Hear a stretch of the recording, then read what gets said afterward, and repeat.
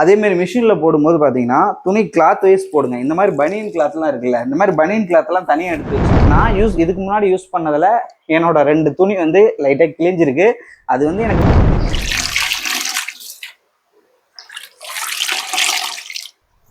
இது வந்து இந்த மெஷினில் வந்து பார்த்தீங்கன்னா இந்த ரொட்டேட்டர் பல்சேட்டர் இருக்கிறதுனால மேக்ஸிமம் நீங்கள் வந்து காட்டன் கிளாத்தாக இருந்தாலும் சரி, காட்டனோட கொஞ்சம் மொத்தமாக இருந்தாலும் சரி, ஜென்டில்லே வச்சுக்கோங்க. ஒன்றும் பிரச்சனையே இல்லை. இப்போ பெட்ஷீட்லாம் நம்ம வந்து பார்த்தீங்கன்னா துவைச்சிட்டு நம்மளால புளியவே முடியாது பெட்ஷீட். ஆனால் இதில் வந்து பார்த்தீங்கன்னா பெட்ஷீட்டை சூப்பராக புளிஞ்சு கொடுத்துருது. அது வந்து செம்ம அட்வான்டேஜ்.